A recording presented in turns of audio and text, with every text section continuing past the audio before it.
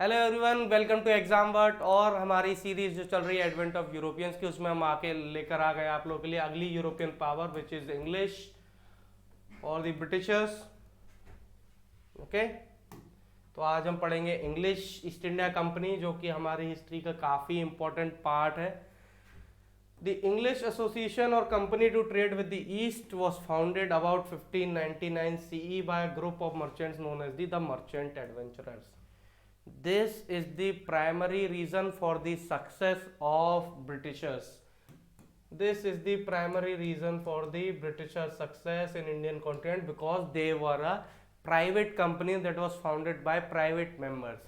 Okay, we will see when in our live classes how they have evolved through the ages, how they have evolved through the years, how their nature have changed, and why Britishers become so successful because of this characteristic that they were a private entity. Okay, Queen Elizabeth granted the corporation a royal charter and exclusive right to trade in East India on December 31st, 1600. Please remember the year and the date, because it can be asked in your examination that when Queen Elizabeth granted the royal charter to the East India Company and it became known as the East India Company. Now it's going to be a fact load video, because there are many more facts in the British East India Company that you have to read. Captain William Hawkins, please mark as a star over William Hawkins. Captain William Hawkins landed at the court of Mughal Emperor Jahangir in 1609. He was the first Britishers to arrive in India. Captain William Hawkins to request permission to open an English trading post in Surat. He ultimately don't get the permission, and Sir Thomas Roe arrived at the Mughal court as an envoy for James the First, King of England, in 1615 CE. Sir Thomas Roe. Okay. Sir Thomas Roe arrived at the Mughal court as an envoy for James the First, King of England, in 1615 CE, and was successful in obtaining an imperial farman to trade and develop factories in various regions of India. If you are going on a foreign land, then you have to take permission from the reigning king to establish your factories or establish a business over there.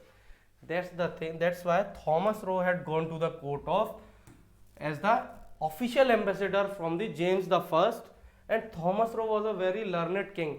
He knew the Persian that had impressed Jahangir. And that's why Thomas Roe got the permission. Now, Masulipatam was the site of English first factory in the south. Okay, Masulipatam, please remember this fact, because Masulipatam is the site of the English first factory in the south. Yes, there was factory in Surat also, but it was a temporary one. Francis Day, please remember this name. Put a star on this. Francis Day, he bought Madras from the Raja of Chandragiri in 1639. He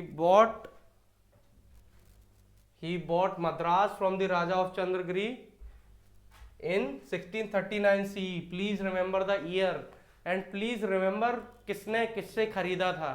ठीक है, किसने किससे खरीदा था. Francis Day had bought it from the Raja of Chandragiri. Okay, he had bought it from the Raja of Chandragiri. Please mention in your notes that Raja of Chandragiri.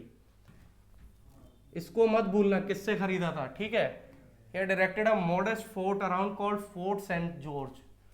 Fort St. George became a bastion of English East India Company because it's the most important, because it acted as a important player in the Carnatic Wars. Fort St. George. Okay. Job Charnock, the founder of Calcutta,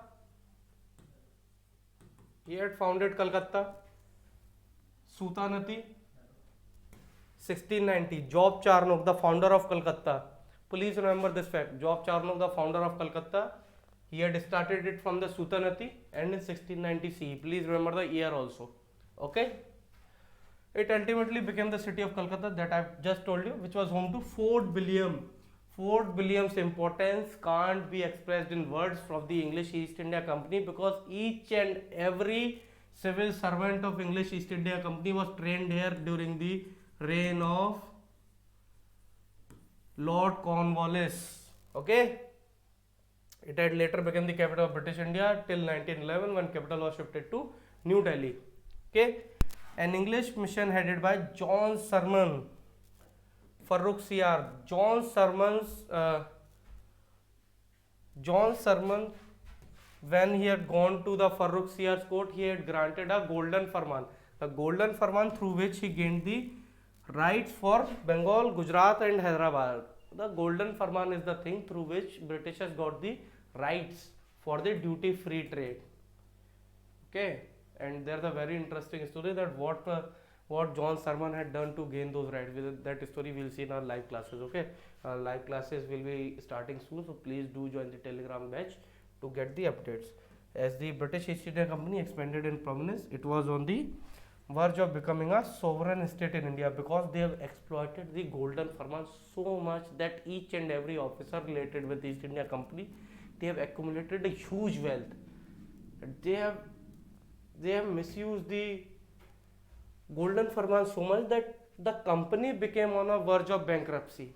Okay, and we'll see what were the reasons for the bankruptcy of company at a time. The biggest company of a world at a time gone to bankruptcy, and each and every officer was earning more money than the king's noble itself at that time. Okay, so these are our official channel through which you can contact us.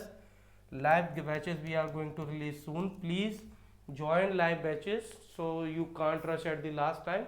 For joining for gaining any information of the live batches, please join the Telegram channel and subscribe to the YouTube channel for any upcoming videos. We'll be uploading videos for your examination continuously. So till then, keep studying, and thank you so much for joining us within today's session. Thank you so much.